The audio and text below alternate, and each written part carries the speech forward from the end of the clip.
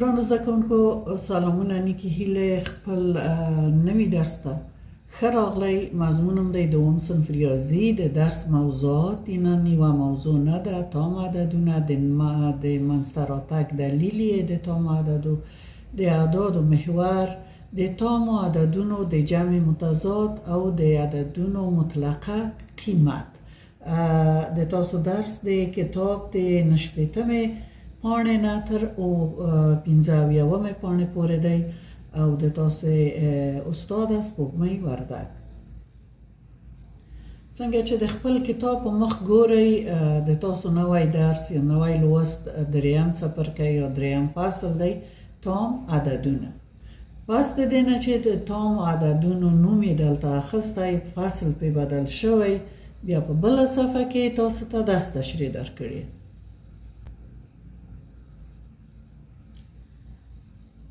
په دوهمه صفحه د کتاب کې تاسو ته لیکلي چې د ځینو ونو د ریښو اوږدوالی ان د ونې د تنې د لوړوالي په اندازه وي او دا یې په یوه محور تاسو ته ښودلي.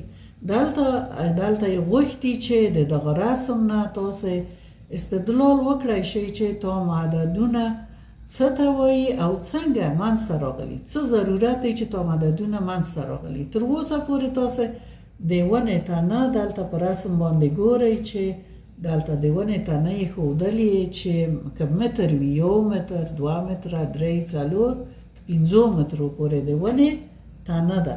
د ونې تنه یې 5 متره ښودلې او دا هغه اعداد دي چې تاسو مخکې پیژندل.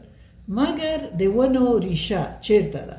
د ونې ریشه که موږ تاسو د مځکې مخ مبدا حساب کړو، دې ته مبدا ووایو او دا د 0 عدد دلته کېږدو.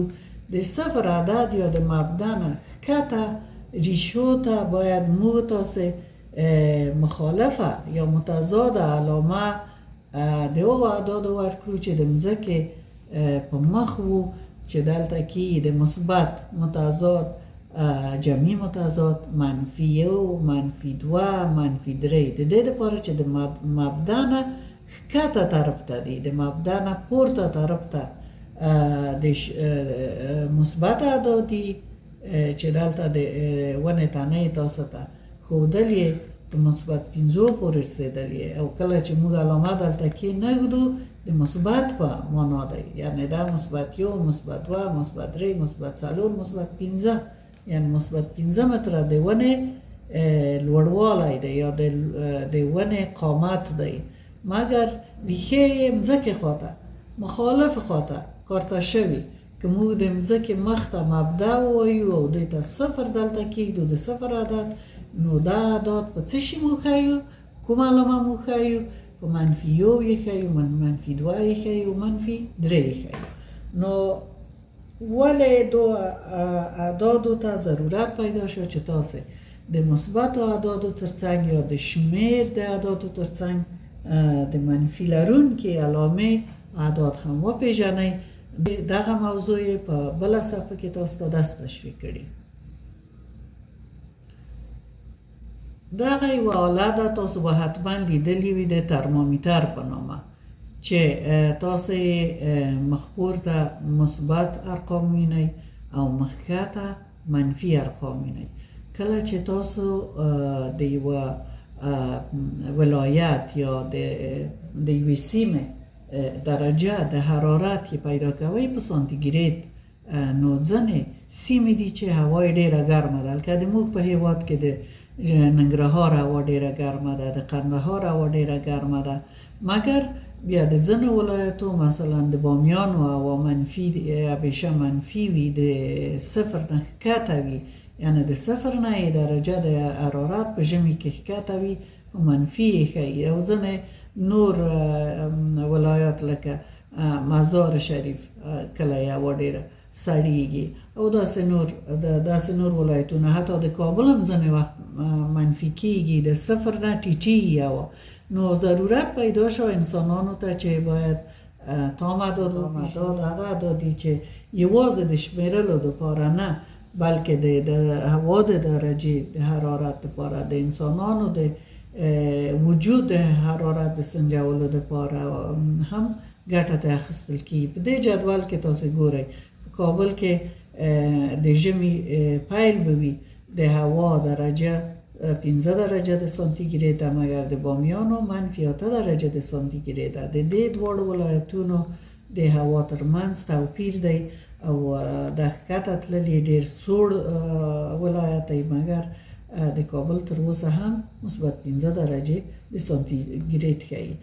نو په دغه صورت کې انسانانو ضرورت پیدا کړ چې باید د تامو عددونه وپیژني، او تام هغه اعداد دي چې هم مثبت دي پکې، هم منفي دي پکې، او هم د صفر عدد چې د مبدا په نامه یادیږي.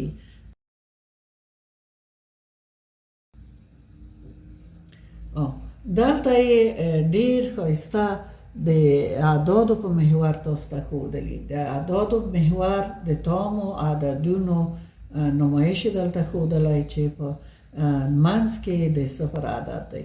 د صفر عدد د منبع په نامه یادیږي.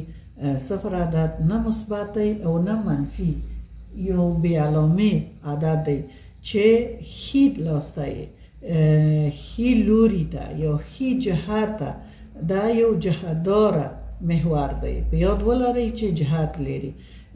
ښي لوري ته د صفر مثبت اعداد دي، ټول مثبت اعداد په مساوي فاصله مثبت یو، بیا د صفر نه تر مثبت یو پورې هر څومره فاصله چې ده چې پرې ور واچوئ مثبت 2 درته تاسو ته درکوي.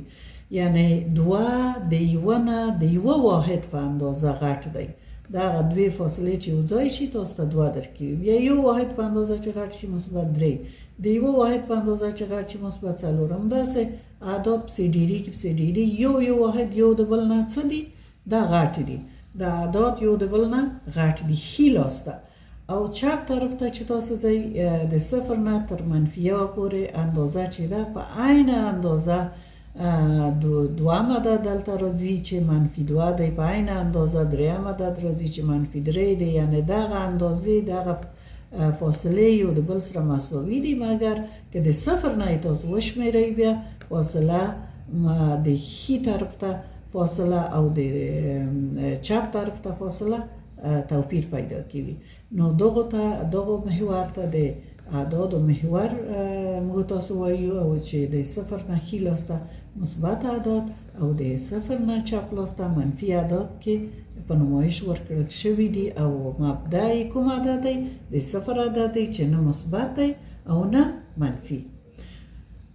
همداشان دغه اعداد یو د بل د جمع متضاد اعداد دي. دغه مثبت یو چې تاسو وینئ په عین فاصله د صفر نه دې خواته بل عدد دی منفي یو، چې دغه منفي یو مثبت یو د متضادو اعدادو په نامه هم یادیږي، د جمع متضاد اعداد. اوس به راشو په خپل کتابچه کې به نور توضیحات هم تاسو ته درکړم چې تاسو ښه زده شي او ښه تمرین را سره وکړئ. ګرانو زده کوونکو، تاسو نوی لوست څنګه چې مخکې مو درته تشریح کړ تام عددونه دي. دلته لومړی طبیعي یا د شمېر عددونه موږ تاسو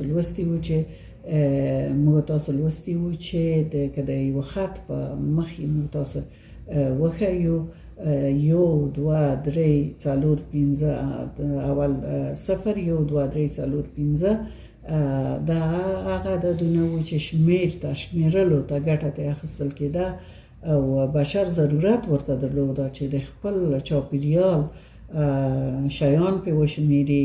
کله چې بازار ته ځي سودا پې اخلي، هغه خپلې پیسې وشمیري او داسې نور.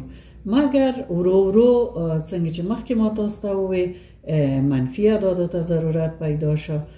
یعنې د صفر نه ځنې وخت د هوا درجه ټیټي او ځنې نور داسې اعداد دي چې ځنې نور داسې ضرورتونه دي چې موږ یې کولی شو په منفي اعدادو هغه وښیو. نو ضرورت پیدا شو چې تام اعداد موږ تاسو وپېژنو، تام عددونه او محور د اعدادو. دلته ما محور درته رسم کړی، په منځ کې د صفر عدد دی چې دغه صفر د څه په نامه یادي؟ د مبدا په نامه یادي. د مبدا په نامه یادي کله چې تاسو ښي طرف ته ځئ مثبت ارقام دي، دلته مثبت عددونه دي او مثبت 1 بیا په عین فاصله مثبت 2 په عین فاصله مثبت 3 او مثبت 4 یو اندازه یا یو واحد ښي لاس ته زیاتېږي او ټول مثبت دي او هر څومره چې تاسو کولی شئ دلته یې لیکلی شئ. او کیڼې خواته یا چپ لاس ته بیا منفي اعداد دي، فاصلې یو شان دي د مثبت 1 منفي 1 د صفر نه، مګر علامه منفي ده. کیڼې خواته ځي منفي 1 منفي 2 منفي 3 منفي 4 همدا شان نور عددونه هم تاسو تعیینولی شئ. په یاد ولرئ چې کله چې تاسو د صفر نه ښي لاس ته ځئ اعداد غټیږي، اعداد یو واحد غټیږي او کله چې د صفر نه کیڼ لاس ته ځئ یا چپ لاس ته ځئ اعداد یو واحد کوچنی کیږي. یعنی موږ دلته لیکلی شو چې مثبت 2 غټ دی د مثبت 1 نه، مثبت 4 غټ دی د مثبت 3 نه، یا لیکلی شو چې 2 مثبت 2 کوچنی دی د مثبت 3 نه.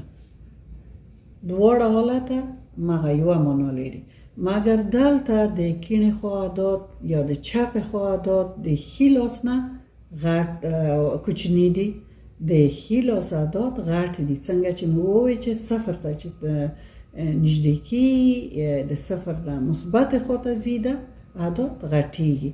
یعنی موږ لیکلی شو چې منفي 4 کوچنی دی د منفي 3 نه، منفي 3 کوچنی دی د منفي 2 نه، همداشان منفي 2 کوچنی دی د منفي 1 نه، یا برعکس هم لیکلی شئ منفي 1 لوی دی د منفي 2 نه.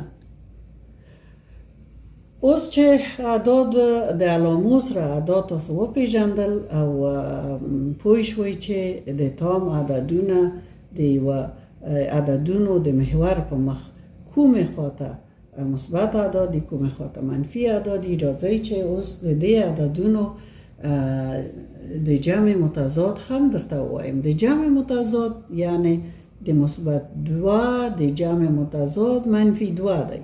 کله چې تاسو دا دواړه څنګ تر څنګ کېږدئ او جمع یې کړئ دوی صفر کېږي، دوی نه صفر جوړېږي. نو کله چې مثبت 3 او مثبت منفي 3 یو ځای کړئ همداسې یو د بل متضاد دي، د عددونو جمعي متضاد په نامه یادی، د عددونو د اعدادو د جمع متضاد د مثبت 1 متضاد څو دی؟ منفي 1 دی. د منفي 2 متضاد مثبت 2 دی.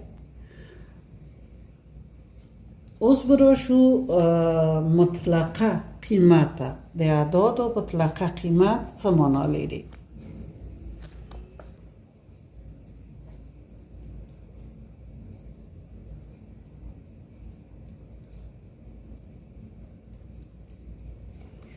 د اعدادو مطلقه قیمت بانای داده چې تاسو د مبدأ نه د همغه عدد هغه مطلقه فاصله حسابوئ. مثلا د مثبت 2 مطلقه فاصله څو واحده ده؟ 2 ده. مطلقه قیمت په 2 موازی خطونو ښودل کی. د مثبت 2 مطلقه قیمت مثبت 2 دی، یعنی 2 واحده فاصله ده. د منفي 2 مطلقه قیمت هم څو دی؟ مثبت 2 دی. تاسو دلته منفي 2 هم ګورئ چې مطلقه فاصله یې څو ده؟ 2 واحده ده. او د مثبت 2 هم ګورئ چې هماغه فاصله ده. مطلقه قیمت د مثبت اعدادو او د منفي اعدادو بدون د صفر ده. د مثبتو او د منفي اعدادو مطلقه قیمتونه څه دي؟ بیرته هماغه مثبت قیمت دی. مثلا موږ تاسو د منفي 5 مطلقه قیمت 5 لیکو او د مثبت 5 مطلقه قیمت هم څو لیکو؟ 15 لیکو. د تاسو نننی درس ګرانو زده کوونکو همدومره و. بله ورځ به در سره تمرینات کار کړم. هیله لرم چې زده شوی وي او د ځان سره تمرین کړئ او د خپلو ملګرو سره شریک کړئ. ورځ مو په خیر، ښه وخت ولرئ.